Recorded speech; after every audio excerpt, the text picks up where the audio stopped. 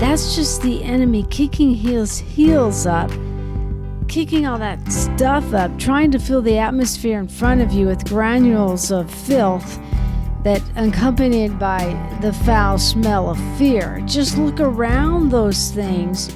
Look around and watch your blinded eyes become clear.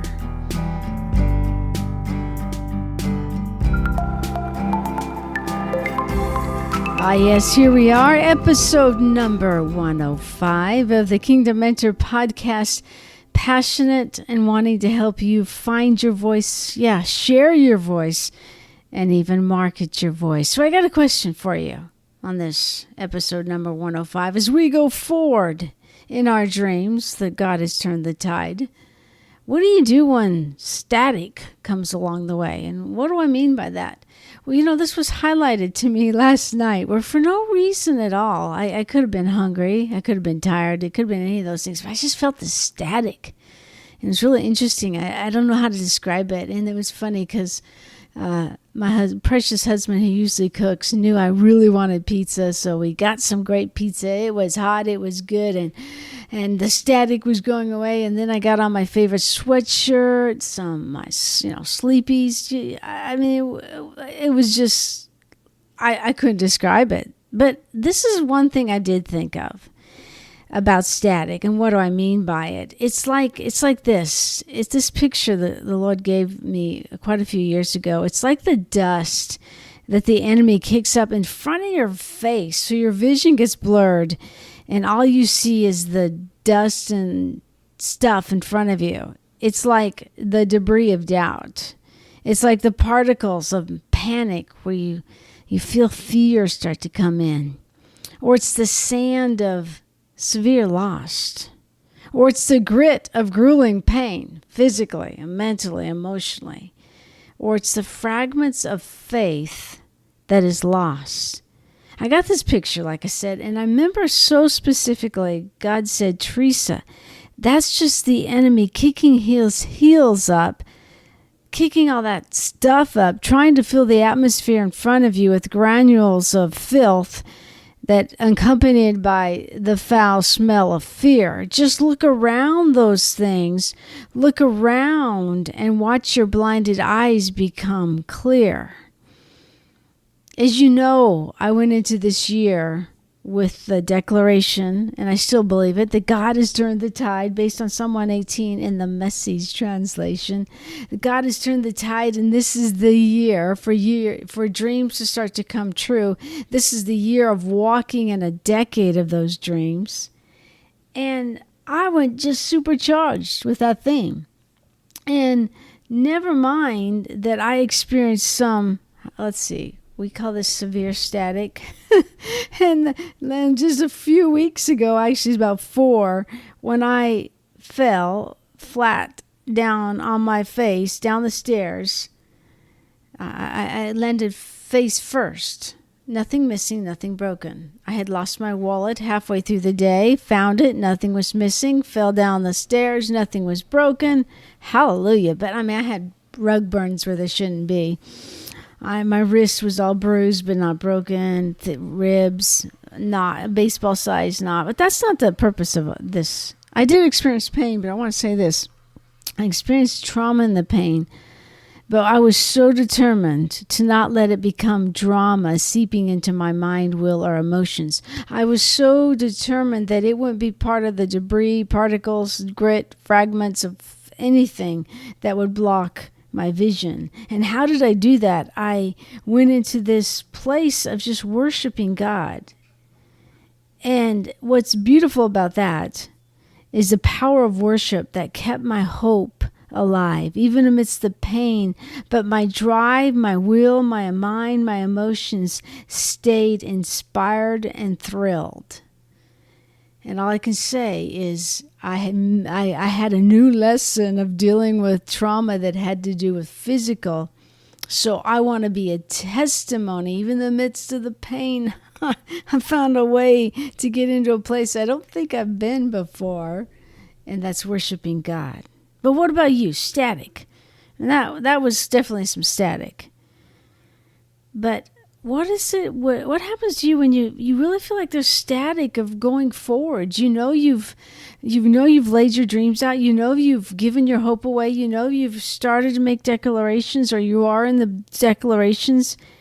I remember this right away. I don't know if you remember me sharing about what Jesus did last December. Jesus looked at me in my quiet time, and he simply said, "What can I do for you?" Just as he said to the blind man. And the blind man said, "I want to see." So I felt like Jesus was saying, "Teresa, what can I do for you?" Look at this. Jesus healing the blind man. It's Mark 8:22 through 25. Can I just read this real quick? Because there's something really interesting here. I'm in Mark 8:22 through 25. When they arrived at Bethesda, some people brought a blind man to Jesus, and they begged him to touch the man and heal him. Jesus took the blind man by the hand, and he actually, in one version, says, "What can I do for you?" And the blind man says, "I want to see." So Jesus, spitting on the man's eyes, laid his hands on him. I mean, okay, Jesus, go ahead, spit on my eyes, and asked, "Can you see anything now?" The man looked around, and he said, yes. He said, "I see people, but I can't see them very clearly. They look like trees walking around." That's pretty bold to say to Jesus, who's leading this, how do I say it? Prophetic, everywhere he goes. He's revealing authority by the testimonies. I mean, he's leading with authority, and the man has faith to say, "Hey, this is great, but I can't completely see. They're just like trees." So Jesus is like, okay, what did Jesus do? They looked like trees walking around. Then Jesus placed his hands on the man's eyes again, and his eyes were opened. His sight was completely restored, and he could see everything clearly. Jesus sent him away, saying, "Don't go back into the village on your way home." Don't go back into the village on your way home, probably because people are going to scoff you or whatever. But do you see this? This man had the faith to say, "Hey, Jesus, I can't see clearly." So Jesus lays hands, does some mud on him, and he did not fake the reality that he couldn't see clearly. You don't have to fake the reality of how you feel. Your nervous systems, your emotions is like the nervous system to your reality. It's like you can have faith that supersedes the reality. That's what I love about this man. He had faith to say, "Hey, I can't see real clear. I'm not afraid to tell you, Jesus, but..." So I ask you, how do you get past your static? How do you get past the debris that seems to be flying up in front of you? And like the Lord told me, it's just like the enemy. He's kicking some dust up because there's greatness on the other side of what you see. I feel like I'm talking, if you're listening this far, I feel like you may have had some resistance. You've gone into this year ready to go. You've got your plan out. You've got it written down, and it just feels like no momentum. You feel resistance. What can you do? I think there's a simple 3-step process, and I'm not a big step person, but this was something that I was sharing with our Redeem Your Voice camp of the Kingdom Mentor Academy. We were talking, I was laying down a foundation of 3 pillars of finding your voice or finding your identity, or 3 pillars of rebuilding. We could say 3 pillars to not let the dust cloud your view so you don't move forward. And it was real simple. The step number 1, they all had C. You can get a pen and write it down. But it's like the pillar number 1 was consistent time with him. There's no Hebrew word for presence. So get in front of his face. I like that. There's no, in the Hebrew, there's no actual word. So I think they say it's like FaceTime. So have a little FaceTime with Jesus. Put your phone down, Teresa, and have a little FaceTime with Jesus. I think by entering his presence boldly by faith consistently, you're putting yourself in front of declarations where that debris can't stand. It has to fall down. You're moving forward no matter what you're facing, no matter the static. And in his presence is fullness of joy. In his presence is peace, righteousness, and joy. If you're not feeling any of those things, peace, righteousness, or joy, I always say slap some FRP on it. Focus on it. Bring it into the present. That's F. Okay, that doesn't carry any of those three things. I'm going to face the reality of it. It hurts. It sucks. I don't like it, but get that P into that FRP and bring the presence. Bring a promise. That problem is a possibility for God to move on your behalf to make you a walking testimony where you're going forward and you become breakthrough for other people. That's part of your dream. It's part of your voice. It's part of your identity. So 1, consistently spend time with him. 2, communicate. Remember, I do that. It's only not even just revved up this year, because in December, Jesus says, what can I do for you? And I remember saying, I'm going to dream so big, because Jesus is asking me this. I'm going to dream so big, and it would have to have his help to make all these things happen. I did that in January. Watched my mom have a dream come true, December 27th, at the age of 82, getting remarried. It was her dream. I found out in May of that year, of being able to communicate. Jesus is asking you, what can I do for you? Answer. And just that question, the blind man, hey, I want to see. Okay, I'm not quite seeing yet, so I'm going to have spent so much time with him that I'm not going to be afraid to face reality, because I know I can bring the promises of God into the reality maybe of my circumstances at the moment. So communicate, pray. I could say first one is commune and then communicate. Be able to be honest with God, with your emotions. Don't stuff them. When we stuff our emotions and we're not communicating to God, they become fertile soil for the foul smell of fear, for the fear that the static wants to come up constantly. And then the third thing is connections. Find those who will call out the gold. Find those who will celebrate who you're becoming, not tolerate who they think you should be. Put up some boundaries. You might have to eliminate the toxic connections. Keep it between you and God, and then bring connections that are in agreement with what God's saying over you. If you don't have them in the flesh, pray Psalm 15 in the Passion Translation. Pray for God to bring you those kind of friends. Ask God to bring them to you in person. Or like me, you meet them online through DMs on Instagram to FaceTime to your front door. It's possible. But I believe the connections that speak life. Many in our Kingdom Mentor group, we meet and we connect and we have connections in a Zoom room with 11, 12 showing up last Saturday morning. Find connections. Finally, I had read this unpublished Listen to the Vine Dresser word to the members in the Kingdom Mentor Academy Redeem Your Voice Camp this past weekend, and I feel it's so fitting to put here. I love when the vine dresser, what the vine dresser word is, it's the way he just speaks to me. It's like the vine dresser talking to me as I'm nestling, abiding in the vine. Jesus is the vine, we are the branches. And when static wants to knock you down, you have the privilege. This is what this word's about. The word's about hiding and confiding. When that static wants to just totally mess you up, look around and know you have the privilege to hide and let Jesus confide his whispers in the night.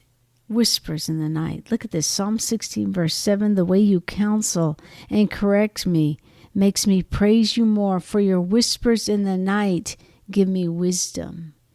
Just as you, that key is to communicate to him, he all the more wants to communicate to you. So maybe this is a communication. I'm going to read this to you. The declaration is just simply, I can hide and confide in Jesus. Static no more.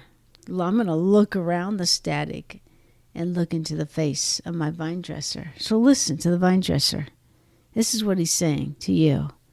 I see you. I'm not moved that you feel like you are treading water, even if it seems like foul, stagnant water. It's in this place of being under siege and imprisoned by your troubling trauma, by your static that wants to stop you, that I've really come to you. You have been in a fight for life. Your ravaged mind and out of control emotions have made you feel sucker punched and out for the count. But listen, this is the vine dresser talking to you. But listen, I have turned the tide. This is the year for change and for dreams to come true. Come, my love, and hide yourself under my massive arms. Let me hold you now. I have a simple word for you. Hide yourself in me, and I'll confide to you the deep secrets from my heart that will bring restoration, that will bring hope, that will inspire you to dream again. Let me be the one who captures you by my unfailing love and promises to combat the assault on your identity. Where you see one difficulty after another, I say nothing is too difficult for me. This is your vine dresser. He's talking to you. When the loud sounds of negativity hit your hearts, hit your ears, come to me and let my grace silence, bring healing. When your hopes and dreams are fading, let me breathe life into your soul. When the test of the process wants to take you down, I'm here to bring you joy and hope, even in the fire. It's in this place of hiding yourself, deep in my heart, in me, that I'm able to repair your heart to worship me. In your worship, I can shore up your purpose and your calling.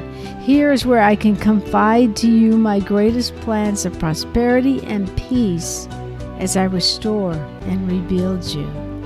Listen, my dear one. I will never abandon you. I will heal you. I will renew your true identity in me. Ask me, and I will confide the greatest secrets with the design and frequencies of successful strategies from heaven for you. Make me the source of your passion and watch my favor rush in like a tidal wave, because he's turned the tide. Make me the source of your passion and watch my favor rush in like a tidal wave, my anointing to break chains binding you, my grace to work in you to accomplish your most unbelievable dream. Allow your joy to be based in my promises, which empower you and help you exceed your wildest dreams. This is your year to come alive and walk in the dreams found deep in your heart. I'm here, says the vine dresser, to give you courage, the creativity I've placed in your very DNA. Sing, dance, write, design, build, create, teach, lead. Be you. Boo. Jesus didn't say that. I just added that. I won't leave you in the process, but infuse you more of my spirit into your heart. Keep hope alive as you hide in me. I will come through for you. It's going to be a great year. Stop striving. Start abiding in the vine. Love, the vine dresser.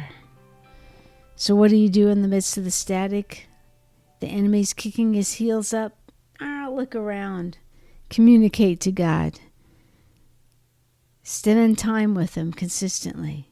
Find connections that will speak life into you. Tune into the Kingdom Mentor podcast for another episode. Find voices that will speak life over your voice, because you have a voice. And linked to the very DNA of your identity in Him. So you can find your voice, you can share your voice, you can market your voice, you can do the impossible. I feel like Jesus is saying, what can I do for you? What can I do for you? Says Jesus.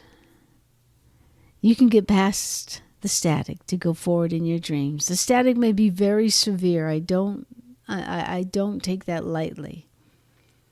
But I'm holding out hope for you. I'll be a dream carrier to your visions with my prayers. And I'm so glad you listened. And I'm so glad when you share this with a friend. Maybe you know a friend who they just had one static thing after another.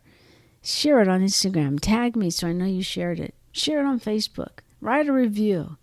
Share a voice of hope and inspiration to someone who needs to know that God has turned the tide and it's going to be a great year of dreams coming true. I'll talk to you in the next podcast. And until then, you know it. I really do love you.